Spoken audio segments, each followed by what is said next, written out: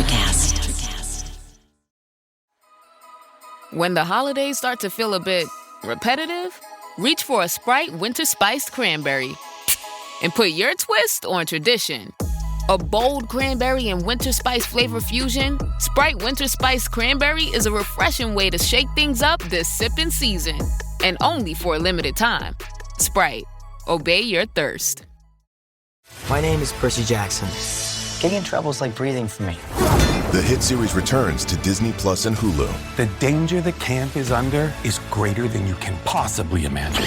For the key to our survival, 3 of you must quest to the Sea of Monsters. Let's go do the impossible.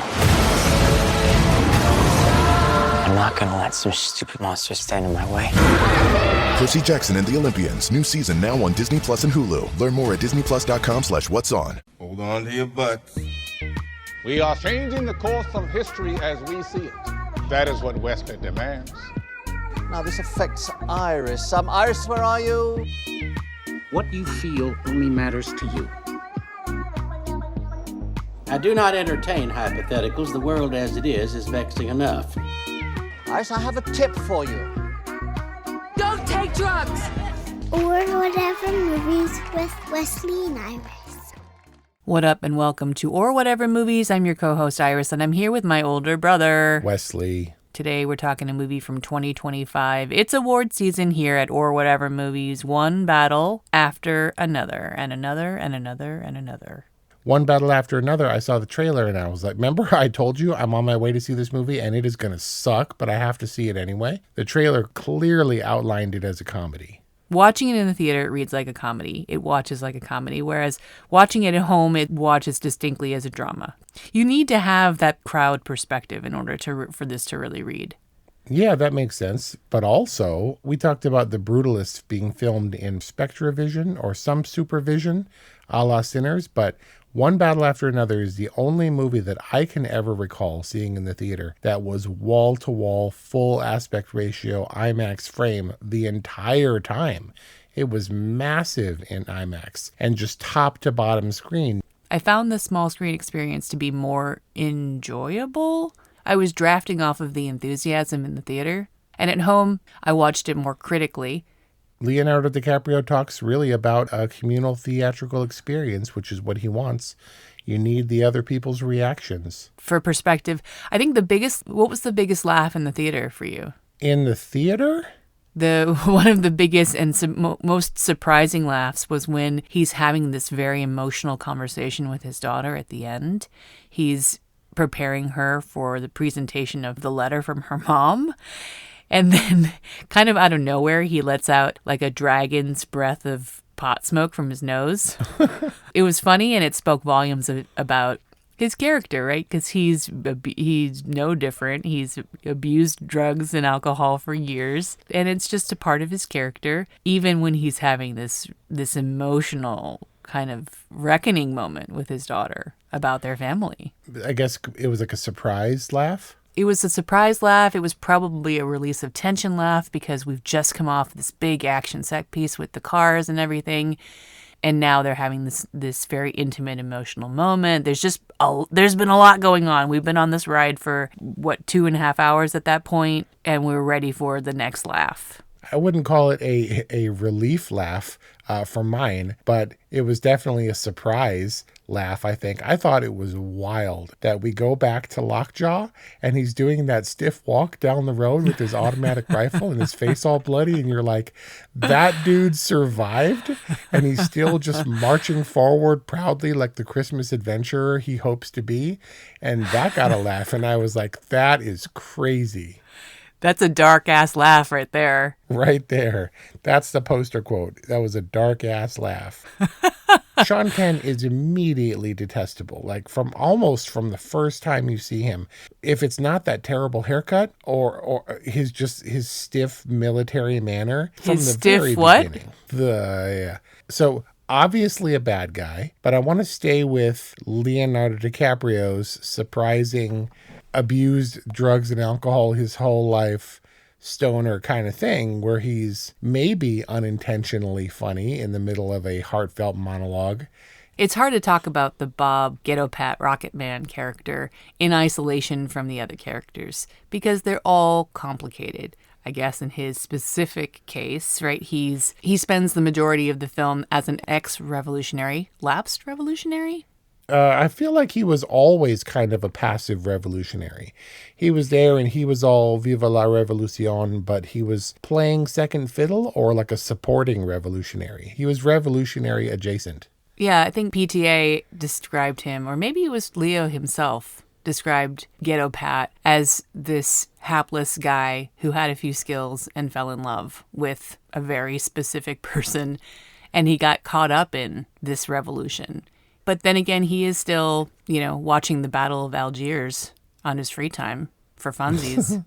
The complexity of his character comes out unexpectedly in that parent-teacher conference when he's like, hope you're teaching the right history. Like, he's got ideals, but he's also not actively revolutionizing in any way.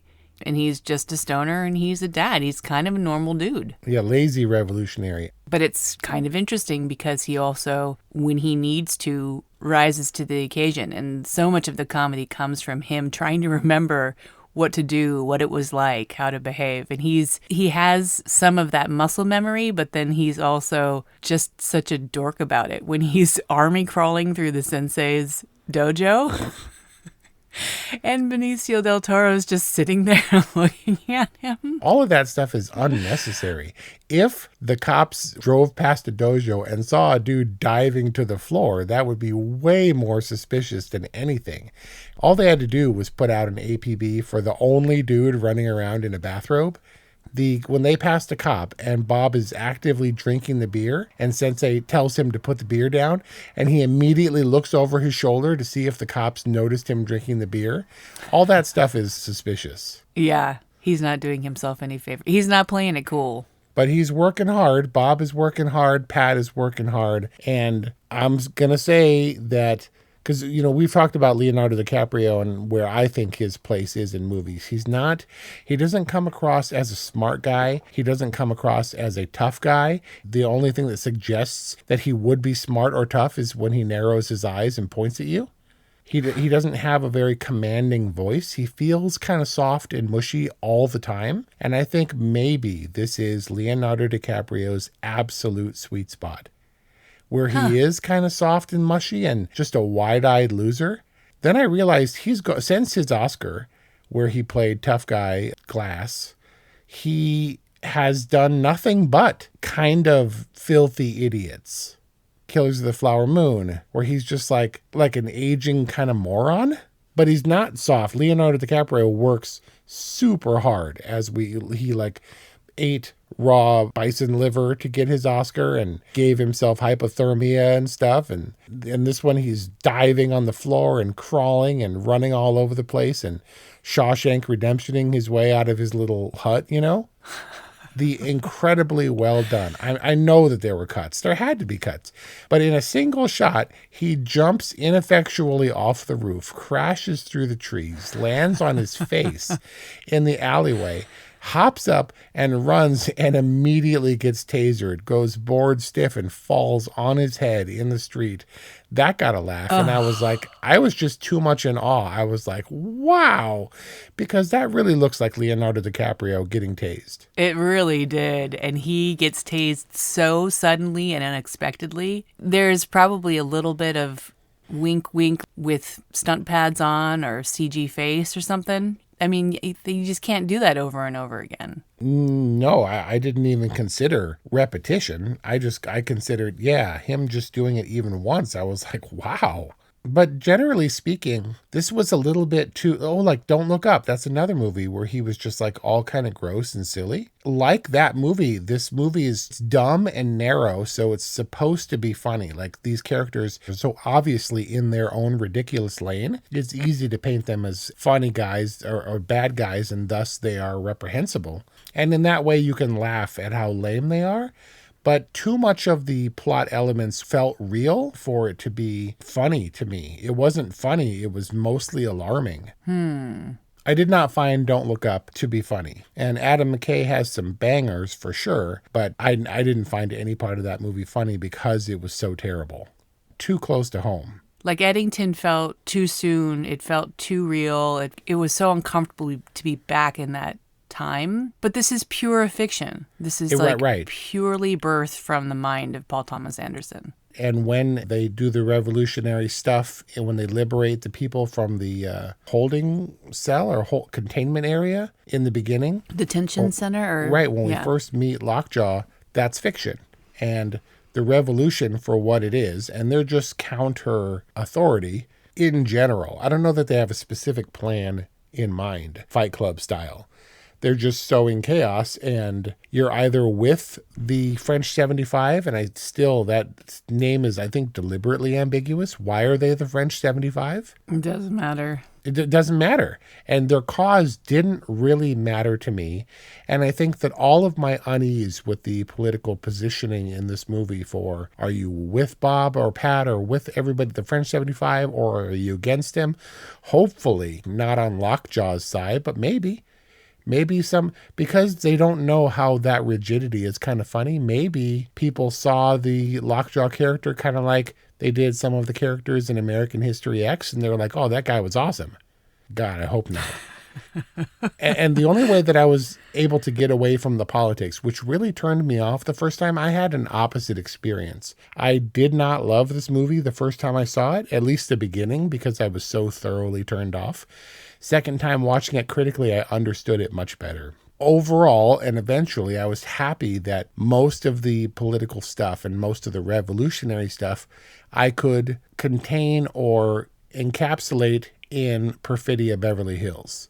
You disliked Perfidia Beverly Hills? Oh, so much. Like, it's supposed to be shocking, but was it supposed to be funny and like, oh my God, that's awesome when she's 9.5 to 10 months pregnant with the automatic rifle?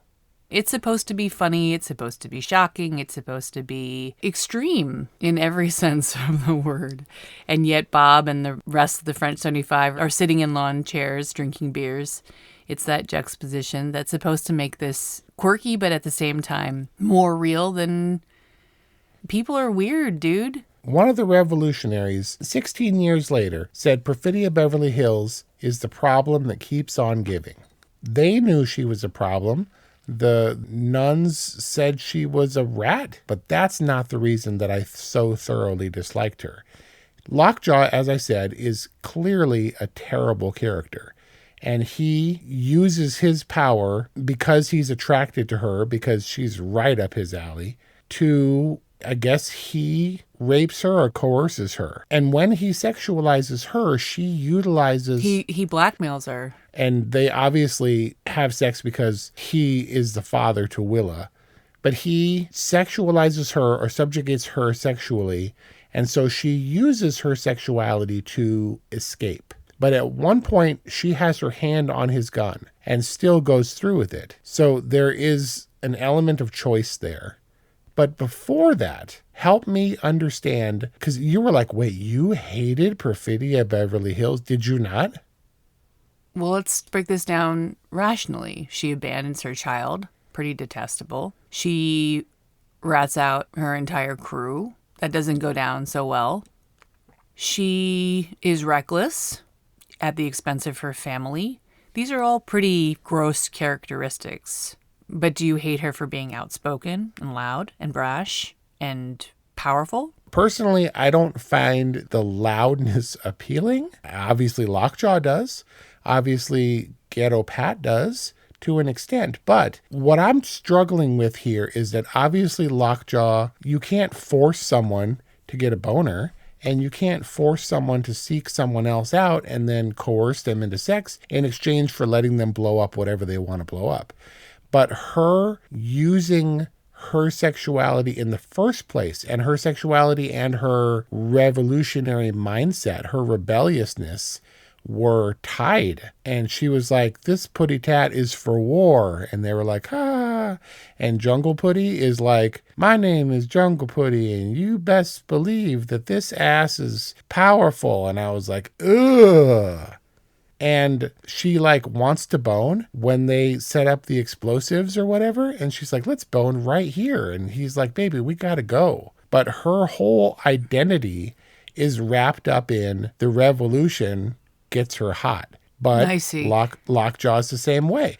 But again, a very straightforward, clear-cut villain, basically from the start. But then Perfidia is like, I hope that you're happy and all this stuff in the letter to Willa. And I was like, way too little too late, mom rat, Perfidia Beverly Hills. No, you don't get any of that. Because she said the crap about her truth and her new consciousness. It was all justification for her action. Like, it was convenient that Perfidia's truth and her realness always adhered so closely to her self-interest.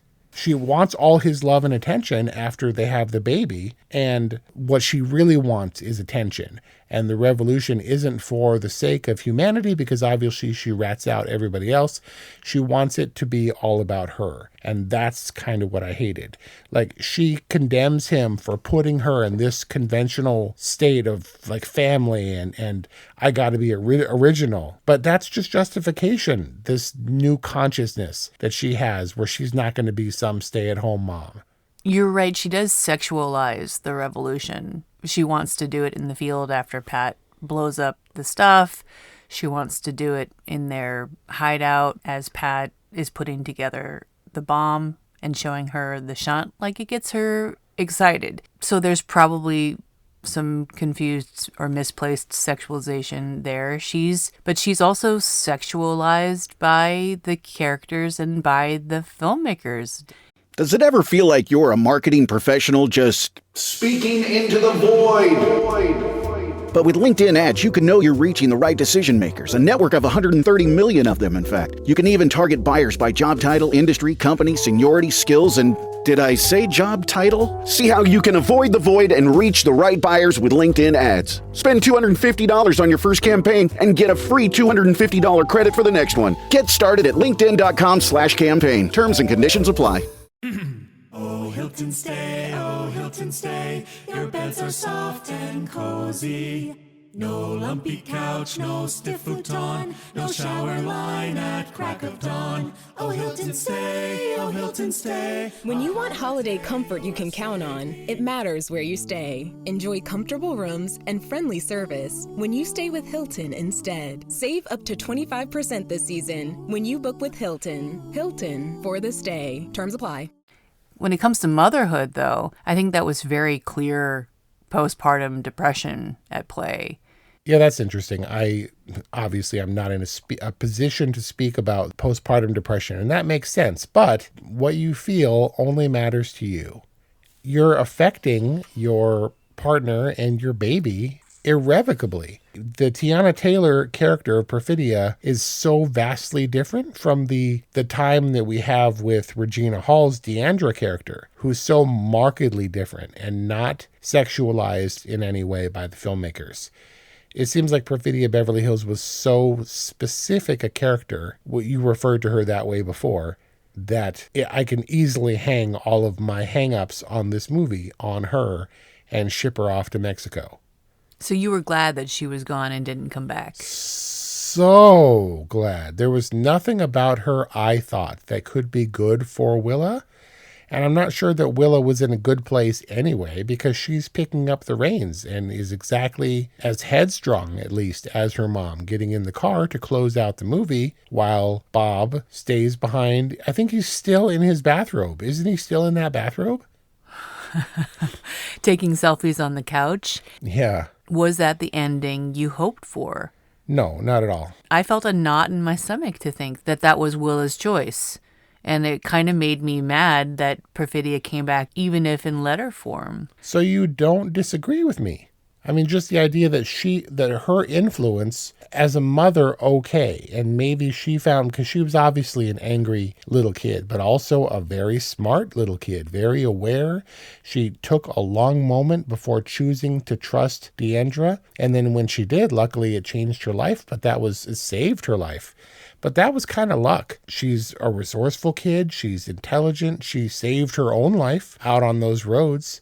But you also have to consider just the luck in which the happy circumstance, I guess not happy, in which she found herself that was undeniably lucky to her. If Lockjaw hadn't handed her off to the half-breed, she would have been in the car when they went off the road and would have died when Shotgun Christmas blows Lockjaw off the road. Yeah. If she had been in the SUV with Sean Penn when the Christmas adventurer shot him, she would have died. I'm sure. I mean, the fact that he didn't die is kind of astounding to me. And then he walked home under his own steam. But that's just who Lockjaw is. As detestable. He's the Terminator. And here's the difference. As easily detestable as Lockjaw was, wow, Sean Penn gave a great performance. Like, he was so buttoned up, and yet he's determined that he's her father, and she decides, maybe I'm going to run. He's got her, and she's a little girl, and she's got her hands tied, and he's still screaming and growling at her. He's going, ah, ah, ah. He's just, that dude is nuts. And Sean Penn is a notorious political figure, and he's divisive and all that stuff, but he's not a conservative. And to play the worst conservative character ever, who's conservative only in label only and these ideas of traditionalist ideas, but man, like Leonardo DiCaprio, he is not afraid to look terrible in movies and put himself in a position where you can't like him at all. Like going into award season and Christmas, he's like the Lord of Christmas. He's a prospective Christmas adventurer, but he can't really be a part of the marketing for this movie, right? Why? Because he's so detestable as a character? Yeah, because he was so hateable. He's like the opposite of, he was all animalistic and effective and resilient. He was like the opposite of the Benicio del Toro character, who was just, he was like Bob's angel on his shoulder with the scruffy beard. That's because Sensei is like water.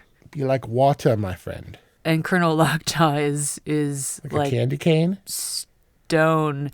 The walk alone embodies the character, all stiff and determined. There was a weird moment when he's talking to Willa that unlocked his character for me.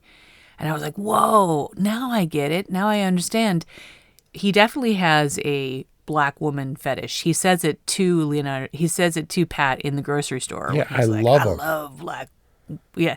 And the bewildered look on Pat's face was also a big laugh moment, because he's just like, what the hell just happened? But then when he's talking to Willa, he says she was a warrior. She was a freedom fighter. And I realized that I think what really energized him about her, in addition to his fetish, was that he felt like she was a kindred spirit. Even if they were on opposite sides of the spectrum politically, philosophically, they were kindred spirits, and he loved that about her. And it was weird and complicated, and but somehow started to make sense to me. And yet, we have to clarify that Lockjaw's intention, I believe, because the Christmas adventurers found out his history on their own. They found some old document that maybe suggested his paternity for Willa, and they operated on their own in secrecy. He didn't even know that they were aware. But wouldn't leaving Willa and her dad alone and not calling attention to them in any way be more effective in his campaign to be a Christmas adventurer? Make no mistake, Lockjaw sought her out, tested her paternity, and then because she was a liability to his higher calling, handed her off to be murdered by those white dudes. Get rid of her. I'll pay you triple rate. Okay, I'll pay you day rate to take her to this thing where they were going to kill her. You make a good point. It took so much effort for him and his entire militarized operation to find Willa. And they did it under the guise of rooting out the remaining members of French 75 and all that. But I guess we just don't understand if would the Christmas adventurers have had the power, the reach, the access in order to prove this, in order to prove his paternity and therefore disqualify him from membership? It's an interesting question. Like, if he had left well enough alone, would he have been better off, in better standing? I mean, he certainly creates a gigantic mess by trying to obliterate the evidence. It's very complicated, as you said. All the characters, they're not one-dimensional. Even Perfidia Beverly Hills, who was the most extreme, had the unavoidable soft, mothery angle that maybe she could only put out there in a letter. But P.T. Anderson said he spent 20 years trying to get this thing right. And I do not think in any of my creative endeavors I could have come up with something as unique and strangely terrifying and confounding and fear-confirming as the Christmas Adventurers, dude. When they said, "All hail Saint Nick," did you get a little chill? As in fear running up my spine? Yeah, it was so Rosemary's Baby and just so obvious under the skies of the Christmas adventure. So weird. And I thought it was going to be lame and terrible, and they were terrifying. They were terrifying. The Grand Wizard guy, terrifying. Oh, what would you like God. me to do, sir? It's like, ugh. Oh. And the fact that the Christmas Adventurers employed Tim, like Tim was their hitman, was also really scary to me because he was such a normal dude. But then I don't understand. How did Tim know that Willa was in the white car? The tracker's car. That she had taken the car of her tracker? I don't know. But Willa was never the mission for Tim. It was Lockjaw is too much of a liability for the Christmas Adventurers. He's not going to be a member, but he knows too much. Kill him. Why go after Willa in a serial killer intuitive kind of way, in an Anton Chigurh kind of way, just knowing inherently where she is? He doesn't know that it's Willa, and he also doesn't have any beef necessarily with Willa. I mean, if anything, she's just more collateral damage that's going to call attention to their shenanigans. Yeah. It's a little bit of a story hole, and I think it has to do with the fact that they were still working out the ending of this film well into production. These roads inspired P.T. Anderson to write the ending he did. So great, though. So shockingly good. There was some death proof in there. I mean, you always kind of, in this day and age, have to align P.T. Anderson with Quentin Tarantino. But also, I learned in the course of research that P.T. Anderson, he understands that people who bankroll movies, who finance movies, studio people don't read action scenes. He knows that some hairy stuff is going to happen, and he writes in the screenplay, chaos TBD. And I'm like, chaos TBD is how you write Not sure initially. How you budget and schedule that. The most memorable scene of the movie, those rolling hills and the chase, and that's what got Kelly Ray most involved. She was like, good girl, when she contrives to stop in the road just over the hill. Kelly Ray is all invested and stuff. But so much of this with the revolutionary stuff would have been chaos TBD. And there is an element of wildness and unchoreographed just insanity that has to be luck. You consider the tracking shot at the beginning of Boogie Nights, which is so involved, and everyone's got to hit their marks. I can't imagine. Maybe it's chaos TBD early on, but you've got to got to pin down the finer points so closely for scenes like this. Like when it feels like chaos, when Sensei calls the dude and the dude skateboards down the hallway to get instructions, and then he skates away and the other dude and they're skating in the hallways, or when everybody's running across the rooftops and across the Spider-Verse and they're jumping in unison off the buildings and poor Bob is trying to keep up in his bathrobe. That's so clearly intentional and staged that it's not, I mean, it looks good, but it also looks and reads like chaos. Like there's tear gas or whatever, and sirens and yelling and shotgun blasts and people screaming and stuff. All feels like chaos, but it's gotta be purposeful. The other thing about One Battle After Another that I find absolutely remarkable is, this is P.T. Anderson's highest budget movie ever. No matter how you cut it, there's no way that this movie of people running around in bathrobes and some fireworks and some sirens and skateboards should have cost $200 million. Well, Leonardo DiCaprio costs like $20 million. There's just no way. That's irresponsible filmmaking. He could have made this movie for $35 million. Is it worse off because of its budget? Well, it's probably the front runner for Oscar consideration for Best Picture at this time, but it made money. But this entire year has been about movies that make $600 million and are still considered flops. So I don't think this movie is a failure. Like F1? Right, or Fantastic Four. But if he had made a movie on the cheap with the same themes, I think it could have been done as effectively. When I think back, I'm trying to think of an action centerpiece that justifies any kind of budget near what he actually spent. It's like, hey, great job, but $200 million justifying great job? I'm not sure if that's possible. Well, there's the whole like bank robbery, heisty action sequence. We did 6 of those in Hell or High Water for a fraction of the budget. It's also like 3 hours long. It really is long. The only other thing I can think of is there was probably a lot more trial and error than what we see. And he figured it out in production as opposed to in pre-production. Did you know immediately that Lockjaw was going to die? You mean when he gets accepted into the Christmas Adventurers at the end? Right. I knew something was wrong. I didn't know that he was going to die, and I certainly didn't expect him to die the way he did. What kind of gas is that will kill you instantly? Probably carbon monoxide or something. Because it's odorless, right? Yeah. That was probably their killing corner office where they send all the people to die. Their gas chamber? Yeah, it would have had to have been airtight, but he kind of gasped a little bit so that we knew what was happening. But he went pretty peacefully. I'm going to say that Lockjaw kind of wins. He got everything he ever wanted. He was a little bit banged up when he got it, and then he had a peaceful, blissful death in his dream job location.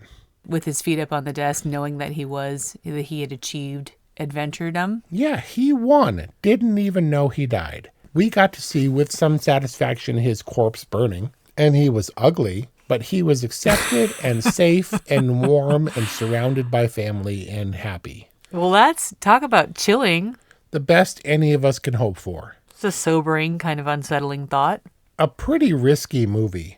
And I'm not sure that anyone in their right mind would sign off on a budget like this. Is this another great movie around Leonardo DiCaprio? It's another great movie, but where he found his place that's not tough guy, smart guy, cool guy, leading man, where he can look and act terrible. And I'm like, oh, he finally found what I think for me is the sweet spot for the kind of character that he's best at portraying. Jeff Bridges isn't suave. He's not sexy, but he's the dude. And Leonardo DiCaprio is a good Bob/Pat.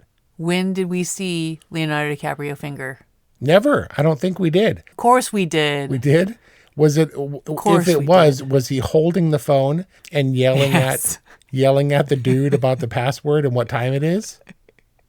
Yes, twice. He does it at the payphone, and he does it on Sensei's home phone. It's just so true to character. I like that the rules were so firmly in place, and he's got to play by the French 75 rules if he wants to be a revolutionary. And then the guy was like, he's a legend, you dumbass. Now apologize and mean it. It's just nothing is cut and dry. They're all, the French 75 is not in a position of rightness anymore that Lockjaw is in. It's not rightness, it's righteousness. I have to hand it to Paul Thomas Anderson. It's a messy world. It's a world where the characters are often detestable, but there are villains and there are heroes, and sometimes they are both.